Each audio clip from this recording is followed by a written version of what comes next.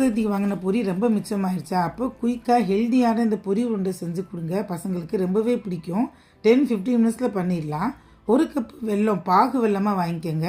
அதுக்கு 1/2 கப்பு தண்ணி ஊற்றி நல்லா பாகு எடுத்துக்கலாம். ஃபஸ்ட்டு கரைஞ்ச உடனே ஒரு 10 நிமிஷம் கழித்து இந்த மாதிரி பதத்துக்கு நல்லா நுரக்கட்டி வரும்.